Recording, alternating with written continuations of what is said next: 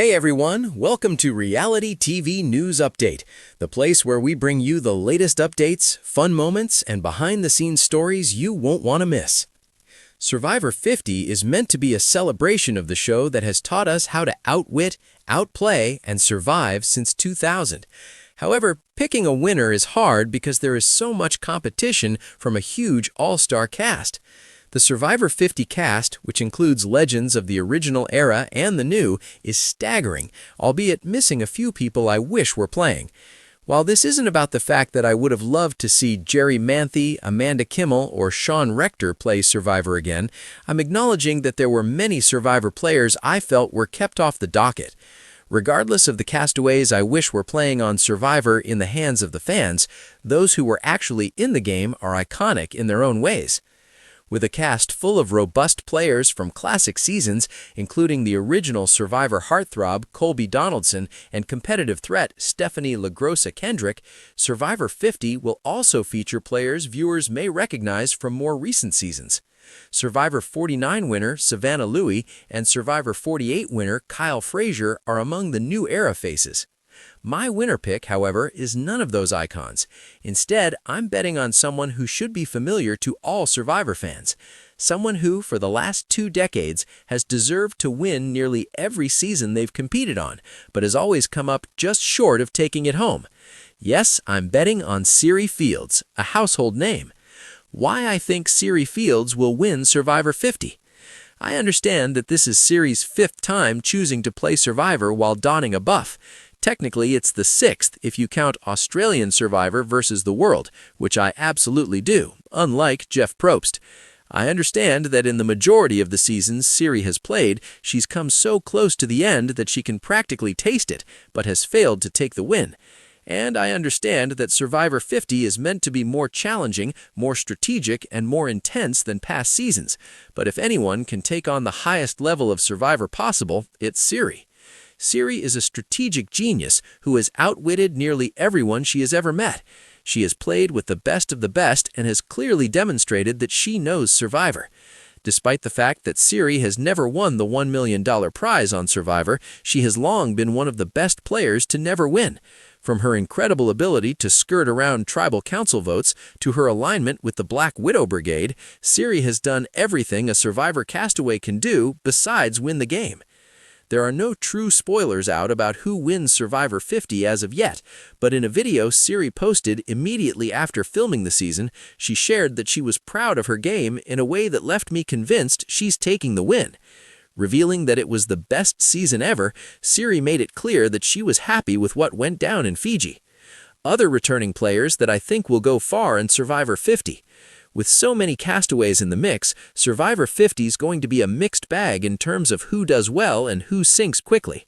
My hope is to see players like Stephanie and Benjamin Coach Wade make it to the end, along with those like Mike White, Joe Hunter, and Camilla Carthagesu from newer seasons of the series. Survivor 50 may be a struggle in some respects, but the gameplay is certain to be intense and interesting, no matter what twists are thrown our way. When Survivor returns for its Milestone 50th season, it won't just be another chapter in the long-running reality competition. It'll be a living museum of the show's evolution.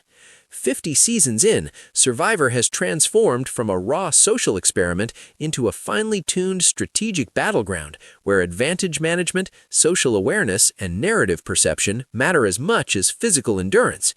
With an all-returnee cast rumored and confirmed to pull heavily from the new era while honoring iconic earlier players, Season 50 is shaping up to be the most complex game ever played.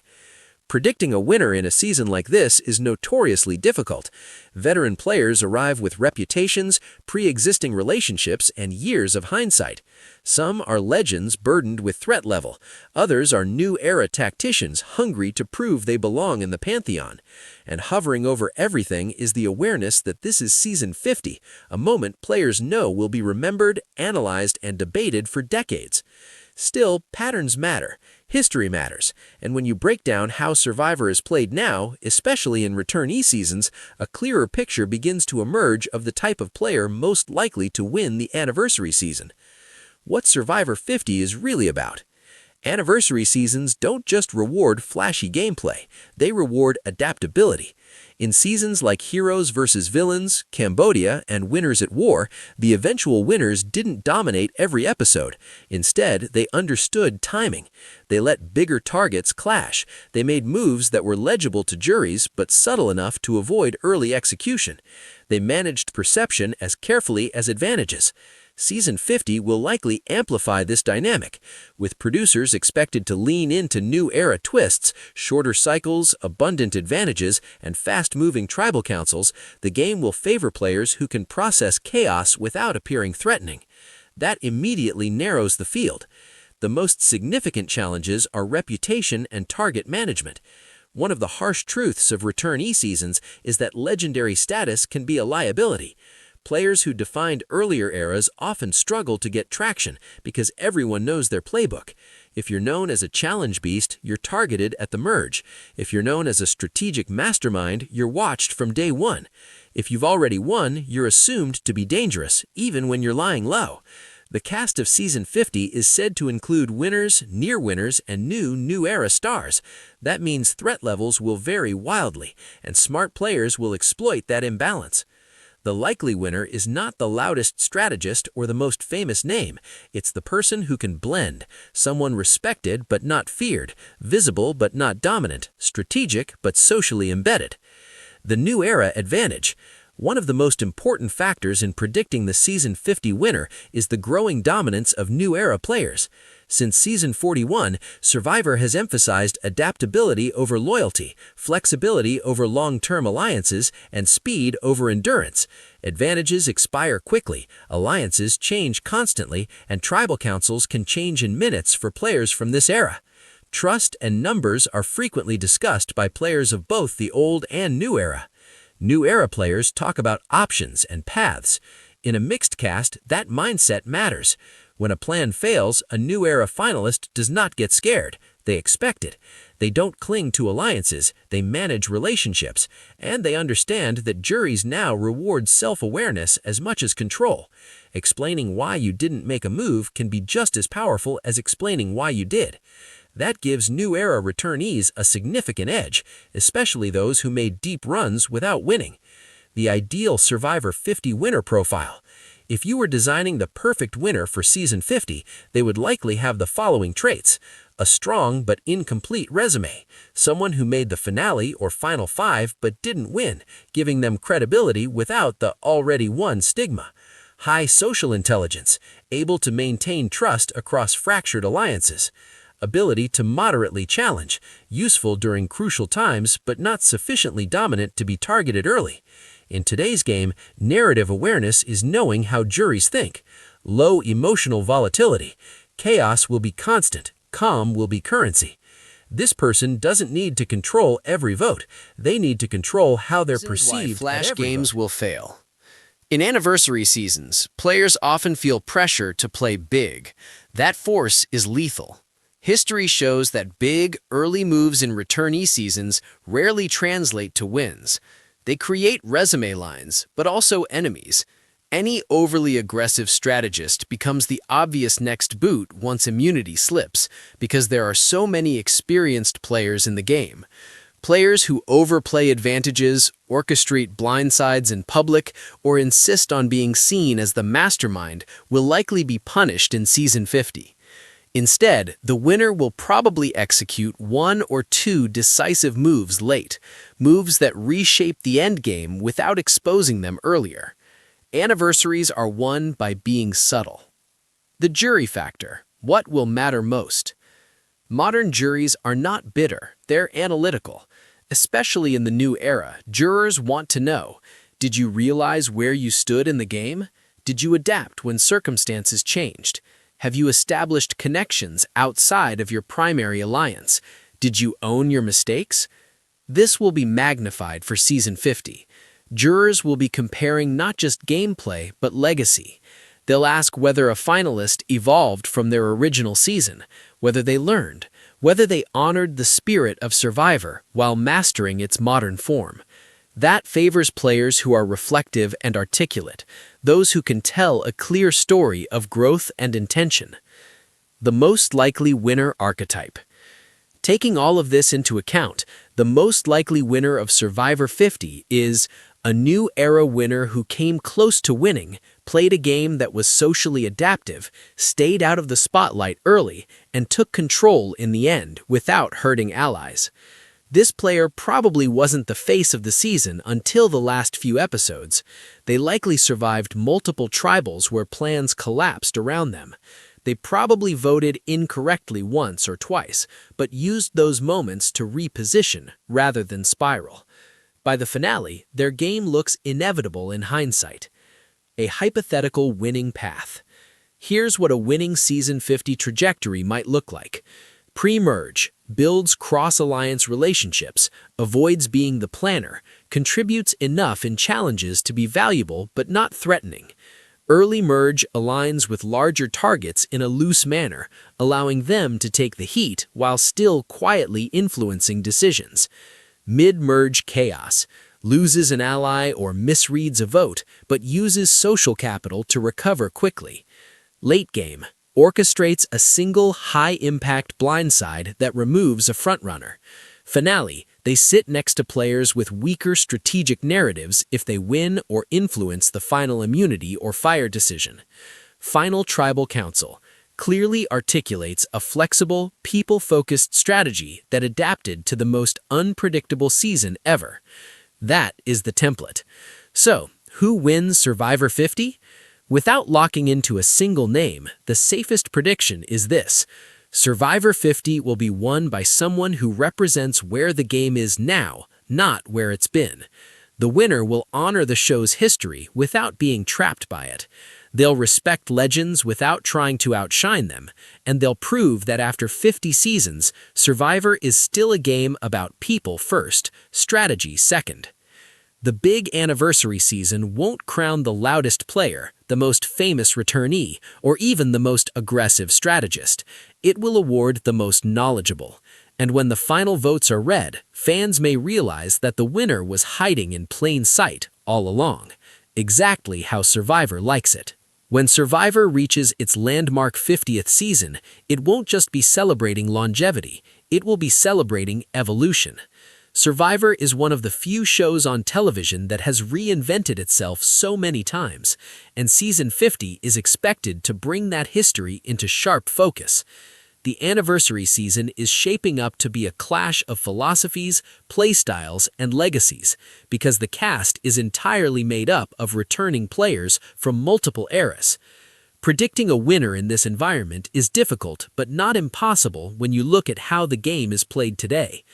Rather than focusing on one specific name, the best way to forecast the Season 50 champion is to understand the type of player most likely to succeed in a modern, high-stakes returnee season. A season defined by name. In an all-returnee season, everyone arrives with baggage. Players are followed to the beach by iconic defeats, public disputes, and social media narratives. Some contestants will be celebrated legends, instantly recognized as threats. Others will be remembered for near misses, controversial moves, or quiet strategic games that only fans truly appreciated. Season 50 magnifies this effect. Players know they aren't just competing for $1 million, they're competing for a permanent place in Survivor history. That awareness raises threat levels across the board and makes reputation management just as important as alliance building. The biggest stars will struggle early.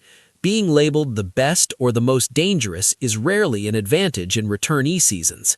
Instead, players with strong but incomplete resumes, those who came close to winning without sealing the deal, enter the game with the ideal balance of respect and flexibility. Why the new era has an edge.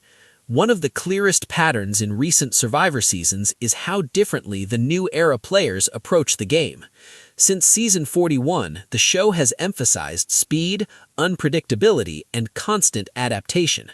Advantages are plentiful, alliances are fluid, and the game rarely pauses long enough for traditional long-term planning. New era players are comfortable with this chaos. They anticipate votes changing and plans changing at the last minute. Instead of locking into rigid alliances, they prioritize personal relationships and options. That mindset gives them a significant advantage in a mixed-era cast. Older school players may have stronger instincts for loyalty and long-term structure, but those instincts can become liabilities when the game accelerates. In Season 50, flexibility will likely matter more than consistency. The winner won't play the flashiest game. The anniversaries bring about stress. Players feel the need to justify their return with bold moves, dramatic blindsides, and resume-building moments. Historically, that backfires. The flashiest players frequently reach their peak too early in returnee seasons. They make big moves that look good on TV, but they have to overcome a lot of obstacles. That kind of exposure rarely goes unpunished because there are so many experienced competitors. The most likely Season 50 winner will resist that temptation. Instead of dominating the narrative early, they will let louder personalities clash while they quietly position themselves at the center of multiple relationships. Their biggest move will probably come late, when it's too late for others to recover. Social game over strategic control. One of the lessons that modern Survivor continues to reinforce is that social awareness wins out over strategic control. Players don't need to dictate every vote to win. They need to understand where they stand at all times and make sure others want to sit next to them at the end. The jurors for Season 50 will be especially picky. Many of them will be experienced players themselves, fully aware of how difficult the game is. They'll reward honesty, adaptability, and self-awareness just as much as clever strategy. The winner will likely be someone who cultivated trust in the face of shifting alliances, treated jurors as people rather than as chess pieces, and accepted their mistakes rather than running from them, handled unexpected turns without panic. Most of the time, games of this kind don't stand out until the final tribal council when everything becomes clear. Managing threat levels in a crowded field. With so many strong players in the mix, threat management will be a constant balancing act. The ideal winner will never be the biggest threat in the room, but also never the least respected. Flying completely under the radar can be just as dangerous as overplaying. Players who contribute nothing strategically often find themselves cut late as easy boots. The Season 50 winner will need enough visible influence to earn jury respect without becoming the obvious target. This frequently entails helping to finalize plans rather than creating them, or reassuring alliances in the aftermath of chaos rather than causing it. A likely winning path.